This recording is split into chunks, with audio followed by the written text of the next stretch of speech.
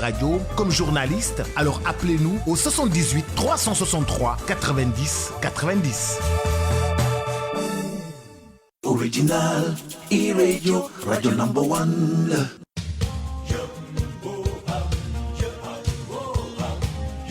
La démocratie américaine à l'épreuve du duel Trump-Biden, quelle lecture et leçons en tirer? La reconfiguration politique au Sénégal à l'aune du dernier remaniement ministériel. Pour analyser toutes ces questions, L'Air du Temps reçoit ce dimanche Alioune Sall Paloma, spécialiste de la prospective, président de l'Institut des futurs africains, et Ibrahima Malik Thioune, juriste et analyste politique. L'Air du Temps, c'est ce dimanche 8 novembre 2020 de 10h à 11h sur e-radio avec Papa Alioune Sall.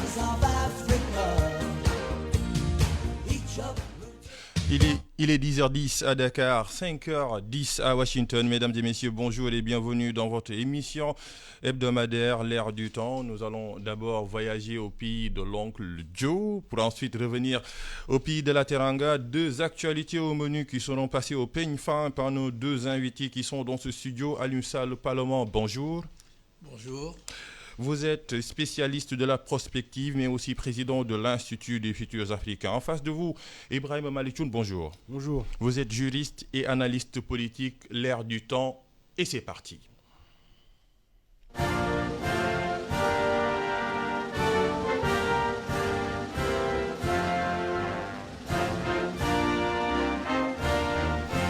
La bannière étoilée flotte sous l'impulsion d'un vent bleu dominant qui vient de tourner la page Donald Trump. Une page rouge qui est la suite d'une élection présidentielle sans précédent entre deux boxeurs sur un ring divisé. La réconciliation ne passera pas par les urnes. Joe Biden jubile au moment où Donald Trump joue au golf. En tout cas, les médias ont tranché. Joseph Robinette Biden Jr. est le 46e président des États-Unis d'Amérique. Il reste forcément la balance judiciaire pour établir l'équilibre.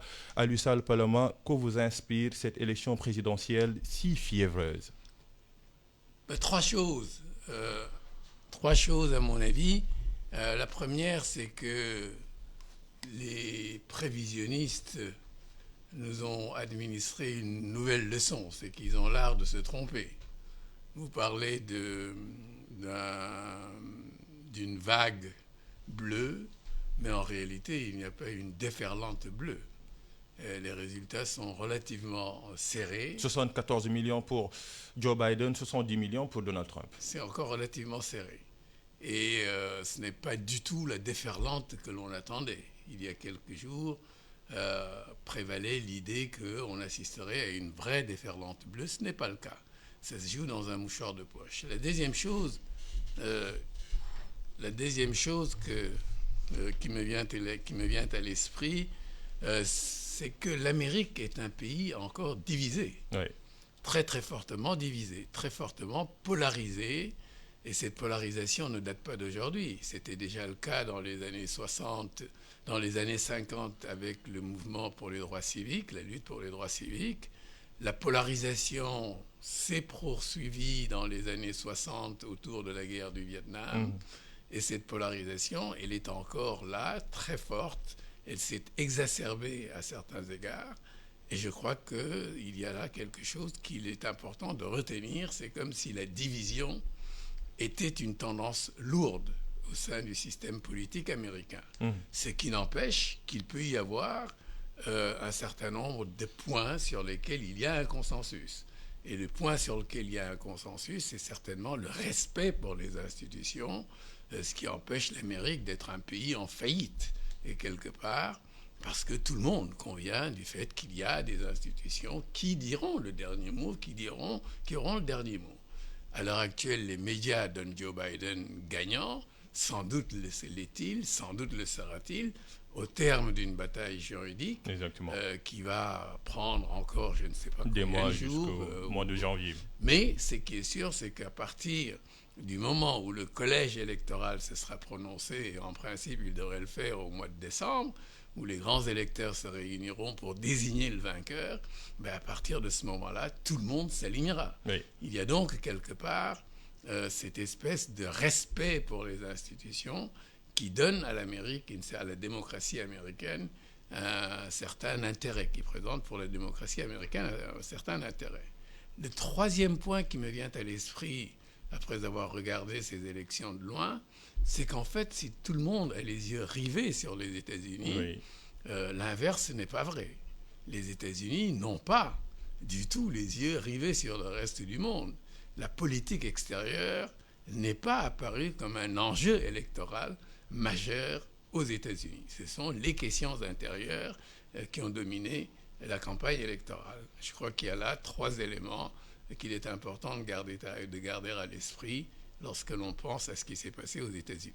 Vous parlez tout à l'heure d'une démocratie américaine, mais d'une démocratie bancale montrée par cette élection présidentielle sans précédent. Mais le nouvel homme fort, Ibrahim Malichoun, a dit que je serai le président de tous les Américains. Cette tâche est-elle facile si on vend un peu le trumpisme qui a bâti un mur entre 2 sphères, 2 blocs qui se déchirent aux États-Unis?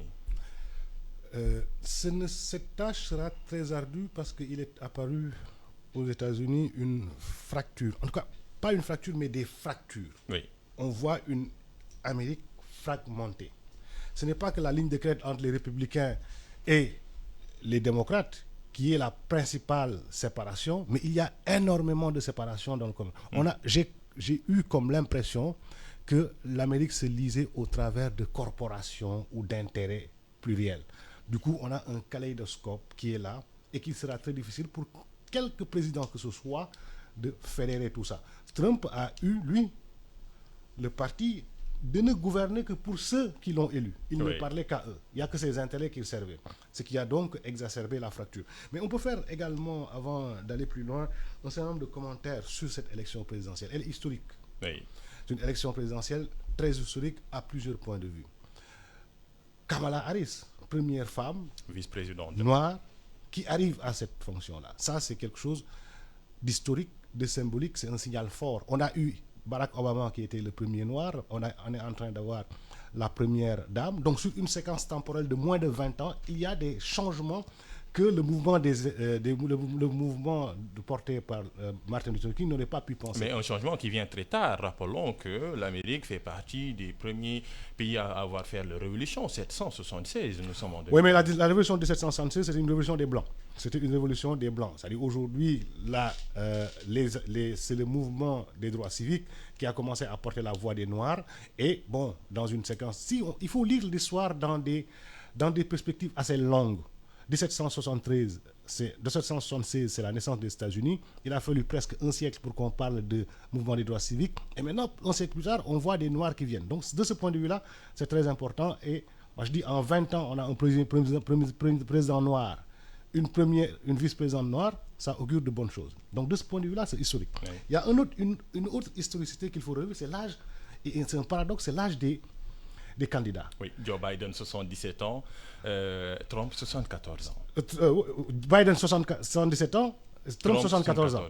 Ça, c'est historique. Jamais des présidents n'ont été aussi vieux, des candidats n'ont été aussi vieux aux États-Unis. Joe Biden, lui également, il a un parcours bizarre, parce qu'il a été le plus jeune sénateur en 72. Là, il est le plus vieux président. Mais le paradoxe est qu'on sort d'une ère de présidents jeunes. On sort de Clinton, on sort de Barack Obama et on tombe dans une ère de présidents vieux. Ça, c'est quelque chose qui... Et pourquoi? Qu'est-ce qui le justifie?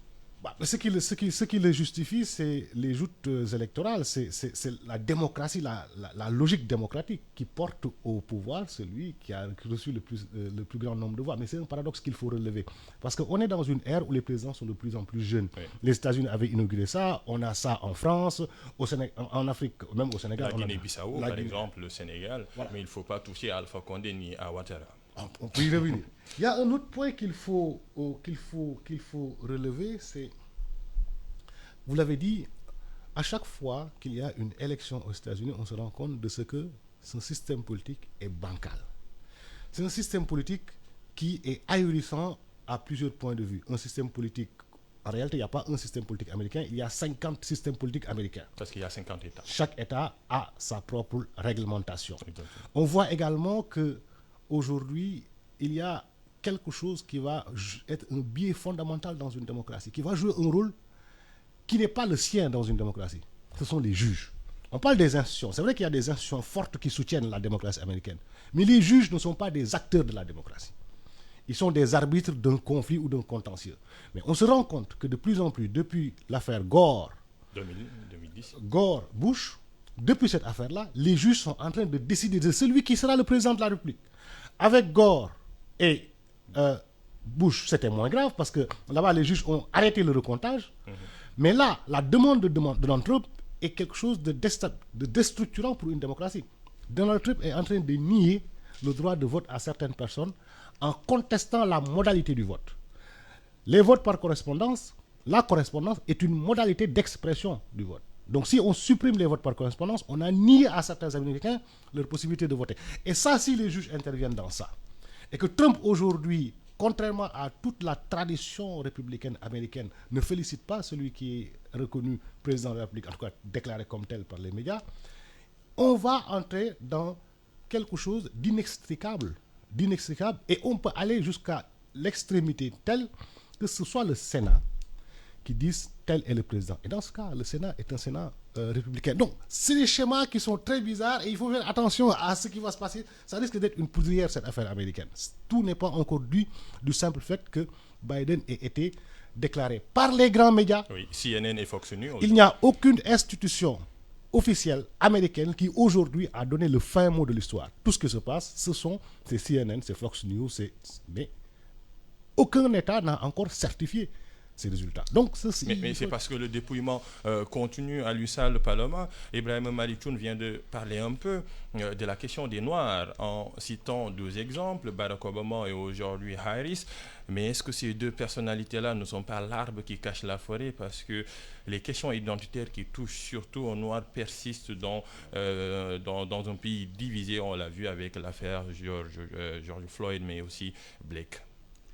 Je pense que l'Amérique est loin d'avoir résolu la question noire, malgré l'arrivée de Barack Obama au pouvoir il y a quelques années et malgré l'arrivée de Kamala Harris. La question, elle est encore posée. La férocité blanche, pour reprendre le titre d'un ouvrage de Pamela Uribe, est là encore, elle est encore très présente. Et je ne pense pas que ça va se résorber du jour au lendemain. Maintenant, pour revenir sur une question qui a été évoquée tout à l'heure par Thioune, je crois qu'il ne faut pas non plus accorder trop d'importance à un certain nombre de faits tels que l'âge des présidents et le contraster avec l'âge de ses prédécesseurs. Mais c'est un fait. L'Amérique nous a toujours habitués à ce qui est une espèce d'alternance. Il y a un mouvement, une pendule. On passe d'un extrême à un autre. Kennedy a été remplacé. Kennedy représentait une certaine jeunesse, un renouveau dans la vie politique américaine. Il a été remplacé par un Nixon qui était le symbole de l'Américain que n'étouffe pas la morale. Il finira emporté par Watergate. Après, on a un démocrate qui est plutôt Carter, etc., chrétien, inoffensif, incapable de faire du mal à une mouche, etc., qui sera remplacé par un Ronald Reagan qui est un acteur de série B. Et après, on a l'alternance nous amènera à un Clinton qui symbolise à nouveau une certaine jeunesse, etc., qui va rappeler par certains côtés un Kennedy, mais il sera remplacé par un Bush qui est un ignorant, qui est un ignare, qui ne connaît rien de ce qui se passe à l'extérieur, mais qui est un ancien de la CIA. Qui lui-même sera remplacé par un démocrate, etc., etc. Cette espèce de passage d'alternance du meilleur au pire ou du pire au meilleur, c'est quasiment une constante dans la vie politique américaine. Maintenant, on peut lire effectivement l'arrivée de Barack Obama ou de Harris, etc., comme marquant une rupture dans une séquence longue caractérisée comme vous venez de le faire. Mais je crois qu'il ne faut pas, c'est un peu l'écume des flots. Il faut aller au-delà de l'écume des flots et s'interroger sur les dynamiques qui amènent au pouvoir de tels individus. Parce que ce n'est pas des individus simplement qui arrivent au pouvoir, c'est le résultat d'un certain nombre de transformations économiques, sociales, politiques, culturelles, technologique quelquefois. Et je crois que c'est cela qu'il est intéressant d'analyser. Qu'est-ce qui fait qu'il y a des ruptures dans un système politique qui est vieux maintenant de quelques 2 siècles? Qu'est-ce qui fait qu'il peut y avoir des ruptures qui amènent les changements que vous évoquez à ce niveau-là? Et je crois que là, il y a véritablement matière à réflexion, parce que quand on voit l'électorat républicain, les États rouges, les Red States, gagnés par Biden. Non, pas par Biden, mais par Trump. Mais certains États. On se rend bien compte que c'est le Middle Belt américain. Ce sont des fermiers qui ont vécu de subventions et dont la survie ne peut être garantie que par un système dont que Trump se fait le garant. Il s'engage à protéger les fermiers américains. Donc ce sont des victimes potentielles de la mondialisation qui votent Trump. Et son nationalisme, populisme, unilatéralisme, militarisme, capitalisme, c'est cela la garantie qu'il offre à ces paysans du Middle Belt. Les démocrates gagnent où? À l'ouest, la côte ouest, la côte est, le sud. Des zones où la question raciale n'est pas encore résolue, où les problèmes identitaires sont encore sérieux.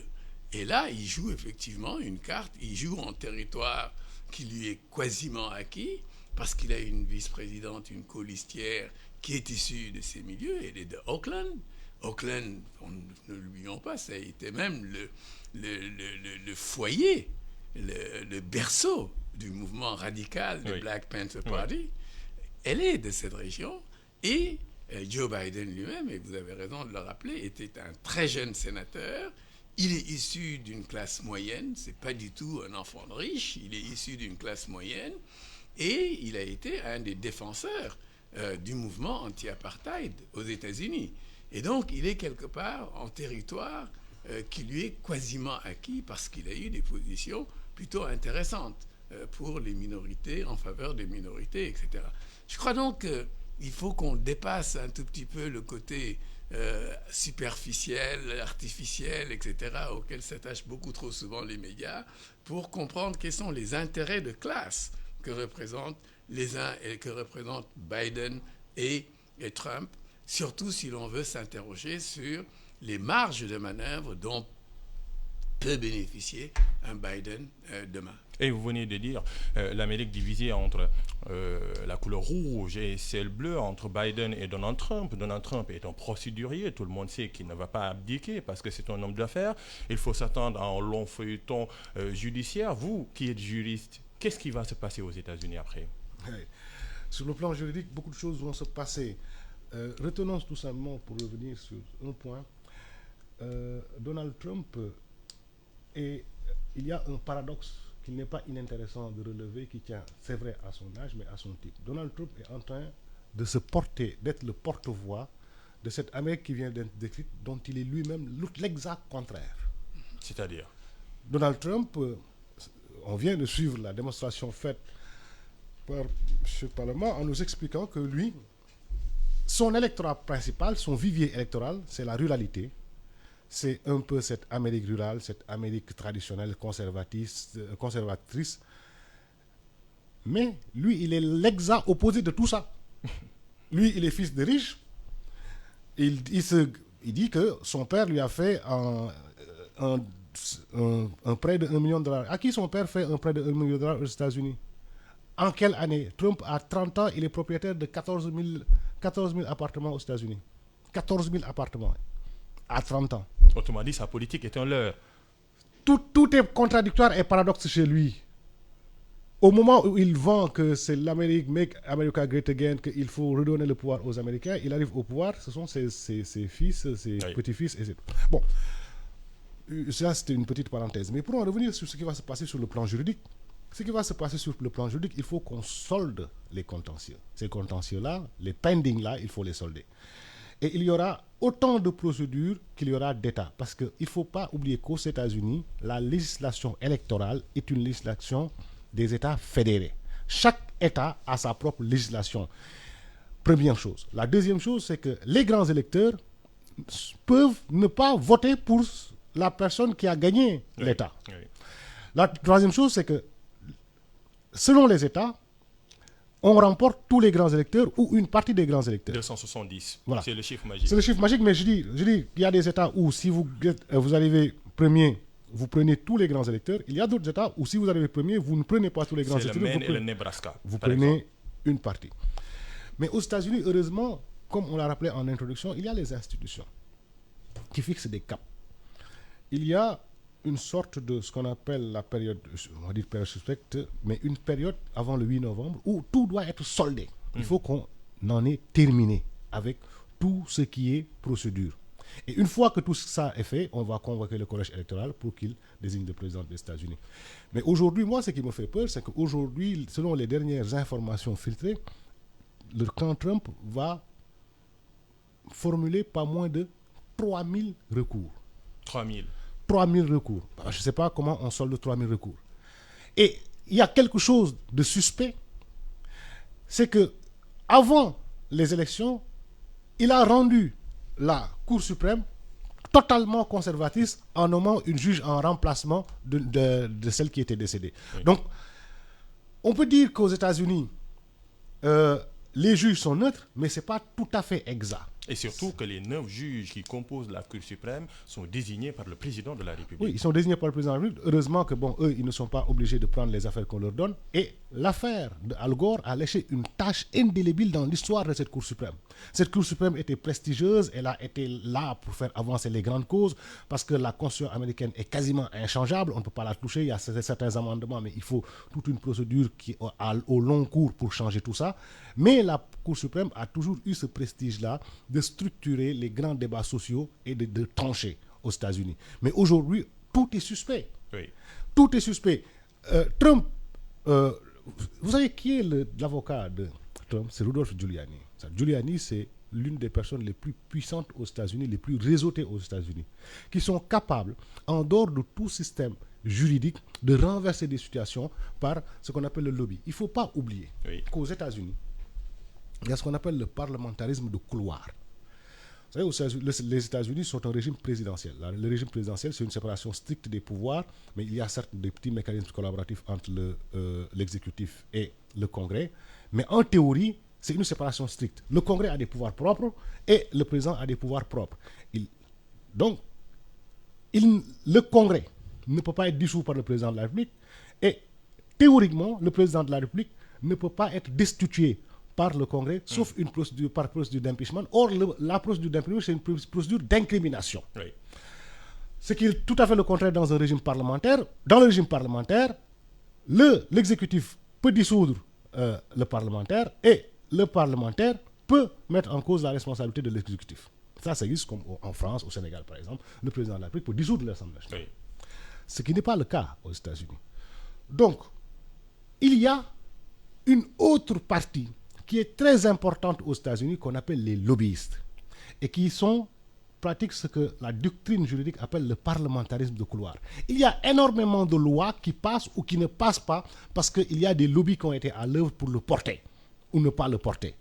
Et aujourd'hui, le Parlement, les plus grands lobbyistes américains sont des républicains. Et quelque part, comme on l'a rappelé, Trump fait l'affaire de très grands lobbies américains. Parce que les Américains, ils sont un peu crispés, avec ce WASP, ces blancs, tout ça. Il y a une sorte de crispation. Ils croient qu'on va leur prendre les États-Unis. Non.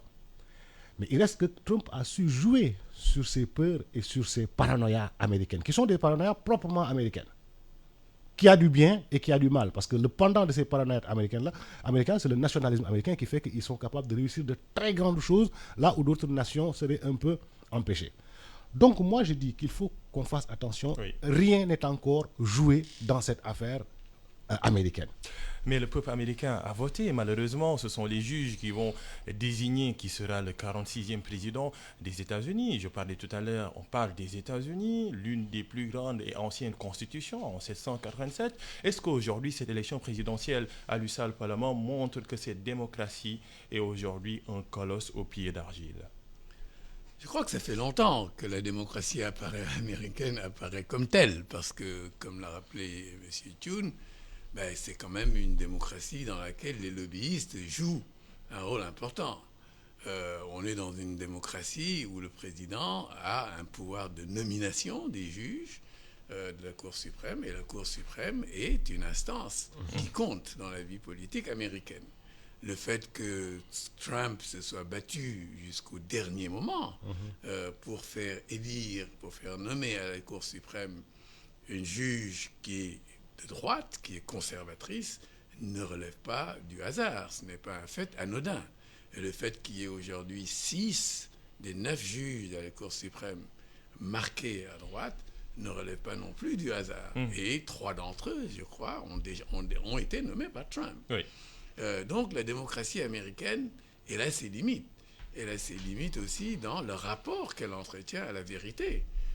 Dans nos pays, on nous a souvent demandé, quand un pays sortait de crise, de procéder à des réconciliations basées sur la vérité. Mais aux États-Unis, que je sache, il n'y a pas eu ces exercices de type cathartique pour faire triompher la vérité sur la férocité blanche. Oui. Et donc la démocratie, on a pris quelques libertés avec elle aux États-Unis. Il se trouve qu'il y a des changements, encore une fois, qui sont intervenus et qui ont créé des espèces de brèches dans lesquelles on pu s'engouffrer un certain nombre de minorités qui ont pu faire bouger quelque peu ou qui ont donné l'impression que les lignes bougeaient. Mais les lignes ont pu bouger, mais la polarisation est restée. C'est sur un certain nombre de thématiques qu'il y a eu, on a pu faire bouger les lignes. Oui. Mais le caractère fragmenté de la démocratie américaine constitue à la fois sa force et sa faiblesse. Ouais. Sa force parce que effectivement la polarisation amène les Américains à se prononcer sur des difficiles questions et à s'exprimer de façon très claire sur des choix qui sont quelquefois difficiles. Mais d'un autre côté, c'est une source de fragilité dans la mesure où il n'y a rien qui ressemble à une nation américaine.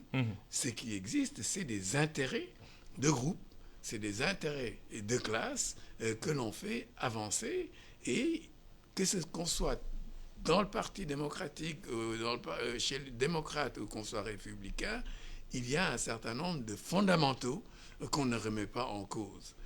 Et parmi ces fondamentaux, il y a le fait que l'Amérique doit rester un grand pays. Il y a cette espèce de nationalisme qui est très fort, ce patriotisme qui est très fort, qui va se traduire chez quelques-uns par de l'unilatéralisme, alors que chez d'autres, ce sera plutôt un minilatéralisme, qui va se traduire chez les uns et chez les autres par le fait que l'autorité ou la puissance militaire des États-Unis ne saurait être remise en cause, ce qui explique que nous ayons des budgets de 700 milliards de dollars pour la défense. Et personne ne remet en cause, ni démocrate, ni républicain, personne ne remet en cause la nécessité d'être doté d'une armée puissante. Et personne ne remet en cause, sauf quelques marginaux, quelques groupes marginaux, le fait que l'Amérique doit rester une puissance capitaliste. Oui. Il est 10h37, vous êtes bien sûr sur iRadio, l'émission L'air du temps qui reçoit ce dimanche M. Alussal Paloma, qui est spécialiste de la prospective, mais aussi président de l'Institut des futurs africains, mais aussi Ibrahim Malikyoun, juriste et analyste politique. Le trumpisme, on en parle. Oui. Peut-être Joe Biden fera ou ferait un seul mandat, très rare, on a Carter et Bush, mais il a laissé ses traces aux États-Unis. Est-ce que le trumpisme s'en ira avec Donald Trump? La question n'est pas simple, parce qu'on ne sait pas jusqu'où il y a eu cet enracinement du trumpisme. Oui. Mais ce qui est sûr est que Trump est contre tout ce qui est establishment. Est-ce que vous savez que les Bush ont fait campagne contre Trump? Les Bush, qui sont les républicains, ils ont fait campagne contre Donald Trump. Donc le trumpisme serait en réalité une troisième voie entre républicains et démocrates. Parce que les républicains, Mitt Romney a été celui qui le premier a dit, écoutez, il ne faut pas qu'on remette en cause les institutions. Mitt Romney, qui est l'une des pontes du Parti républicain. Donc le trumpisme, il faut déjà qu'on identifie quelle est sa voie. Est-ce une voix républicaine? Est-ce une voix démocratique? Ou est-ce une voix médiane qui parlerait à une partie où, disons, certains points sont très exacerbés? Ça, c'est dans le meilleur des cas.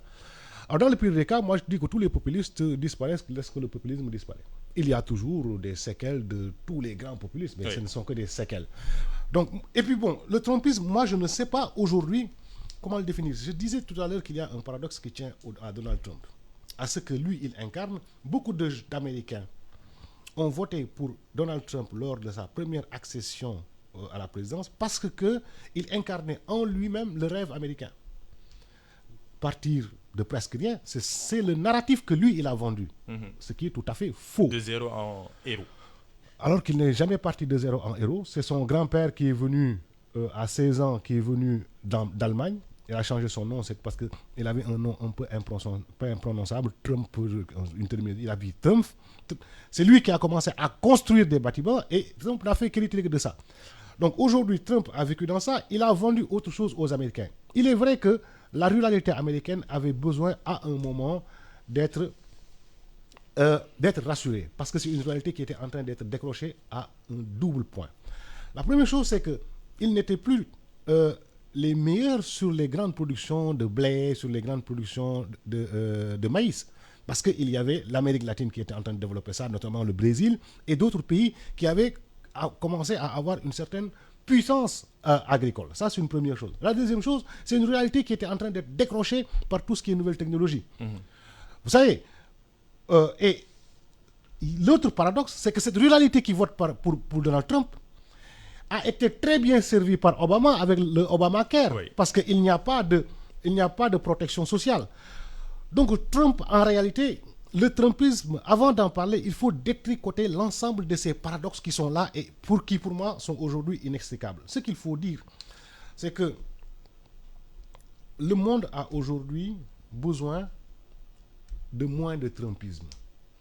Si vous voyez tous les présidents européens, tous les présidents africains, tous les présidents du monde, l'empressement qu'ils ont eu à féliciter Joe Biden, ça montre qu'il y a un effet de soulagement, que le monde en avait un peu jusque-là de toutes les extravagances de Donald Trump. La Chine n'en pouvait plus de Donald Trump, les Européens étaient infantilisés par Donald Trump, les Africains, Trump est l'un des rares présidents qui n'est jamais venu en Afrique et qui a traité les présidents africains de présidents de merde. Bon, il a osé dire que, il a dit ça. Ajouter à cela l'insulte qu'il a faite à l'endroit de Nelson Mandela, qu'il a traité dans le livre de Michael Organ, qui n'est pas un leader. Il a tout dit des Africains, parce que, lui également, il fait partie du WASP. Le WASP, il y a également un racisme primaire chez l'Américain lambda. L'Américain lambda est raciste primaire. Si vous suivez le discours de Kamala Harris, hier, elle dit que le racisme s'est institutionnalisé aux États-Unis. Donc, quelque part, son rôle sera de sortir ça. Donc, moi, je dis, le monde est soulagé du départ de Trump parce qu'il était extravagant. Comme le dit M. Sall, il n'était pas multilatéraliste, il n'était pas interventionniste, mais il était unilatéraliste. Il n'avait aucun frein, aucun blocage. Il faisait tout ce qui bon lui semblait. Mais malgré tout ça, tout ce tableau noir-là, Trump a bien profité aux Américains. Comment? S'il n'y a pas le coronavirus, il repasse président sans coup férir. C'est le coronavirus qui a fait qu'il Avec plus de 230 000 morts aux États-Unis.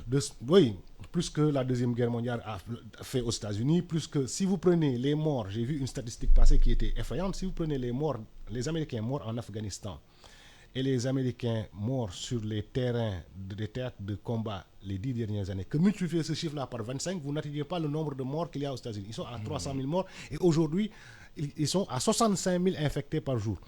Mais c'est ça qui a été le directeur de campagne de Joe Biden, c'était le coronavirus. La manière dont le coronavirus a abattu l'économie américaine et également dans la manière prudente que Joe Biden a eu de dire, écoutez les gars, il ne faut pas, parce que Joe Biden, il a 78 ans, quand même l'âge revient, parce que 78 ans, le coronavirus tue majoritairement ceux qui ont plus de 65 ans. Mais les fondamentaux économiques des États-Unis n'ont jamais été aussi bons que sous Trump. Sous Trump, le chômage a baissé. C'est vrai. Il a, avec la politique tarifaire qu'il a mis en place avec la Chine, il a commencé à redonner un peu de travail aux industries américaines qui étaient en souffrance. Donc Trump a quelque part été quelqu'un de bien pour l'économie américaine. Et il ne faut jamais oublier qu'un président américain sert en premier et en dernier ressort les intérêts des Américains. Trump est un président américain, donc ce qui l'intéresse, c'est que les Américains s'en sortent. On lui a reproché un certain nombre de choses, mais même Obama n'a pas eu une politique africaine aussi ardue qu'on a pu le penser, quand bien même il était noir et d'origine africaine. Et merci pour la perche. Le président Macky Sall a félicité hier le nouvel homme fort des États-Unis, Joe Biden, dans son compte Twitter.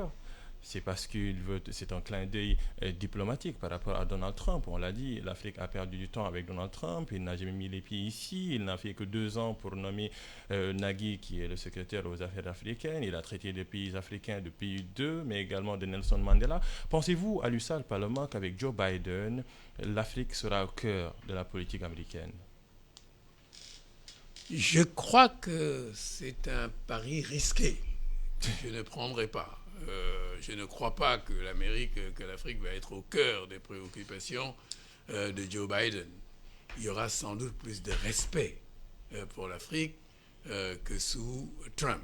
Mais ça, c'est pas très difficile, puisque Trump a montré un irrespect total, pas seulement pour l'Afrique, mais pour tous les continents. Oui. Donc, il ne sera pas difficile de faire mieux que Trump de ce côté-là. Mais de là à penser que Joe Biden va mettre l'Afrique au cœur de ses priorités, je pense que c'est quand même se bercer d'illusions. Je crois que la priorité de Biden va être, après tout, la Chine. La Chine sera certainement une des priorités pour Joe Biden. Et l'autre grande priorité, ce sera sans doute de reconstruire l'Amérique. Parce que Thune a raison de dire que, d'une certaine manière, l'Amérique sortait sous Trump, l'Amérique présentait le visage d'une économie qui était en train de se refaire.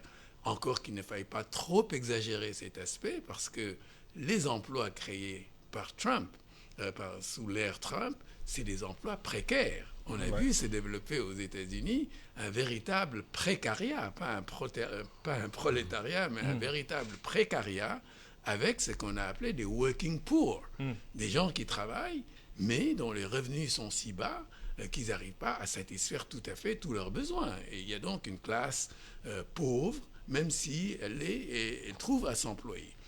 Mais je crois que le grand défi pour Joe Biden, ça va être building back and better, comme il dit, c'est-à-dire reconstruire et en mieux. Assurer une croissance soutenue, forte, inclusive autant que possible, soucieuse de l'environnement, soucieuse de justice sociale, d'équité, etc., etc. Et pour cela, il a besoin de mobiliser tout de suite 7 000 milliards de dollars. Ouais. Et ces 7 000 milliards de dollars, il ne les aura pas si le Sénat est contrôlé par les partis républicains. En tout cas, Joe Biden devrait prêter serment le 20 janvier prochain, mais avant, il y aura la bataille judiciaire. Celle politique au Sénégal vient de commencer et a pris même une haute tournure avec le nouveau gouvernement de Macky Sall. Le président de la République change tout avec une entrée fracassante.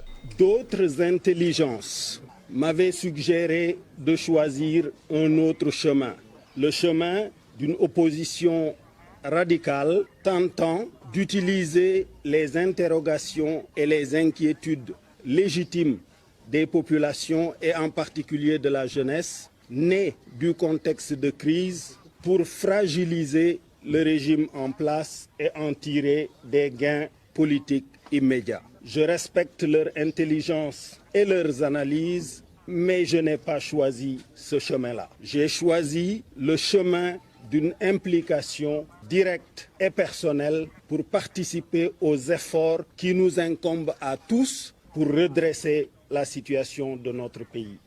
Le nouveau président du Conseil économique, social et environnemental, le nouveau numéro 10 de l'entraîneur, Macky Sall, que nous venons d'entendre, Ibrahima Malick Thioune, Idrissa Seck. Et on dit qui choisit élimine. Macky Sall a choisi Idrissa Seck pour éliminer les caciques, une recomposition politique aujourd'hui qui permet un peu au président de la République de poser ses pions dans l'échiquier politique, même s'il y a ce qu'on appelle les ambitieux qui sont sacrifiés. Oui, plusieurs choses en une. Recomposition, est-ce vraiment une recomposition c'est une recomposition des invariances. C'est les mêmes personnes qu'on remet dans un rapport nouveau. Écoutez, toutes ces personnes qui sont aujourd'hui derrière Macky Sall ont, il y a exactement 15 ans, étaient tous dans le même parti autour d'une même personne. La famille libérale, oui. Aujourd'hui, Macky Sall est capable de prendre la même photo et de la poser, et elle est identique à celle d'il y a 15 ans. Idrissa Seck, Macky Sall, Aliou Sarr, Tuti Kanti, ils étaient il y a 15 ans derrière un monsieur qui s'appelait Abdoulaye Wade. Donc ça c'est une donnée qu'il ne faut pas minimiser dans l'approche et l'analyse des choses. Ça c'est un premier élément. Le deuxième élément, écoutez, moi je ne crois pas que la politique soit un dogme. On vient de chanter la démocratie américaine. Que Pamela Harris n'a-t-elle pas dit et reproché à Joe Biden lors des primaires démocrates? Kamala Harris était l'une des contestatrices les plus virulentes de Joe Biden. Et aujourd'hui, elle est sa colistière et va être la vice-présidente. Autrement dit, la politique n'est pas une religion. Elle n'est pas une religion, elle n'est pas un dogme.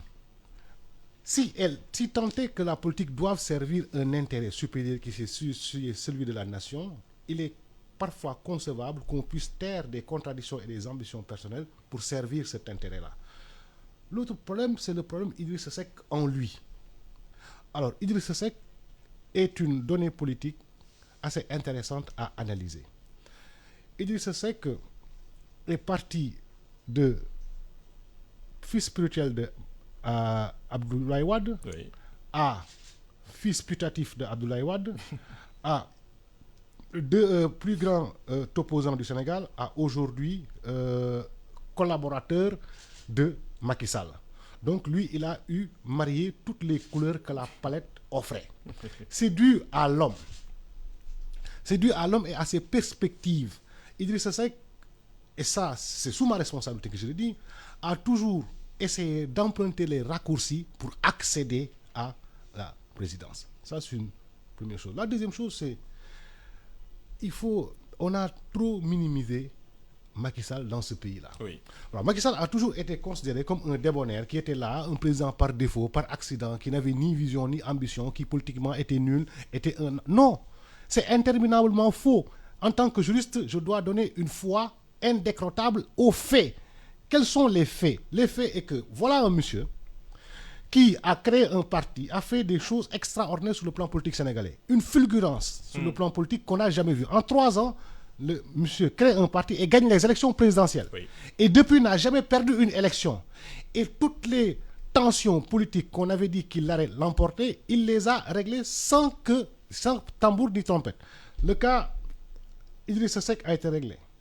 Le cas Omar Sarr a été réglé. Le cas Khalifa Sall a été réglé. Ah bon. Le cas Karim Wade a été réglé. Ah bon. Le cas Abdoulaye Wade a été réglé. Sans tambour ni trompette. Aujourd'hui, quelle est la capacité politique de Abdoulaye Wade? Elle est presque nulle. C'est dû à son âge, le fameux problème de l'âge. On ne peut pas faire de la politique par procuration ou bien à milieu. Donc Karim Wade n'a plus d'impact politique réel. Il y a certaines personnes qui sur Internet parlent de lui, mais ce n'est pas tout à fait sérieux de dire que quelqu'un qui n'a jamais parlé au Sénégalais depuis bientôt 10 ans, vous lui dites qu'il va être président de la République, c'est un peu problématique dans ma tête. Khalifa Sall, aujourd'hui, est sorti, il est en train de construire une alliance avec des personnes, mais il n'a plus de parti. Son parti a été intégré quelque part, a été intégré à l'APR.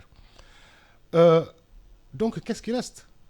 Il restait que Idrissa Seck était là, qui pouvait être le plus grand adversaire de Macky Sall. De surcroît, deuxième lors de l'élection présidentielle. Deuxième lors de l'élection présidentielle, à la tête d'une forte coalition, ainsi de suite, ainsi de suite. Mais aujourd'hui, il est venu se fondre dans cette mouvance de Macky Sall. Donc, en réalité, la donnée constante, c'est Macky Sall. Elle est d'autant plus constante que les autres personnes qui disent avoir été sacrifiées, elles n'ont existé sur le plan politique que du fait de la volonté unilatérale de Macky Sall. Amadou Ba, Aly Ngouille Ndiaye, Mimi Touré n'existaient pas sur le plan politique avant la survenance de Macky Sall à la fonction présidentielle. Sitôt que Macky Sall est arrivé, il leur a confié des responsabilités et ceux-ci ont grandi politiquement. Mais le fait de leur confier une responsabilité et de les faire grandir politiquement ne fixe en rien une légitimité pour eux d'avoir de droit à quoi que ce soit. C'est celui qui compose, Macky Sall, qui a décomposé en ne leur donnant plus une responsabilité. C'est tout à fait simple. Comme un bon entraîneur d'ailleurs. Oui. Alioune Paloma, avec ce nouveau gouvernement, est-ce que ce que Macky perd vaut mieux que ce qu'il gagne? Écoutez, moi je ne parlerai pas des individus. D'abord parce que je ne les connais pas beaucoup. Et deuxièmement, la plasticité des individus est telle que c'est toujours un pari risqué que de se prononcer sur leur trajectoire, surtout celle qui est à venir. Ouais. Donc je m'abstiendrai de parler des hommes. Mais j'entends parler de recomposition, de reconfiguration. Et ce que je me dis, c'est qu'il y a deux choses dans une recomposition. Il faut d'abord savoir si c'est une action. Qui est à la base de l'action? Qui impulse l'action? Et ensuite, une recomposition, c'est l'effet de l'action. Qu'est-ce que ça donne? Alors, si je m'interroge sur les sources de la recomposition, la source, elle est connue, elle est la même. C'est le président de la République qui est à la base de la reconstitution. C'est de lui que vient la chiquenaude créatrice ou l'impulsion. C'est logique, nous sommes dans un régime présidentiel.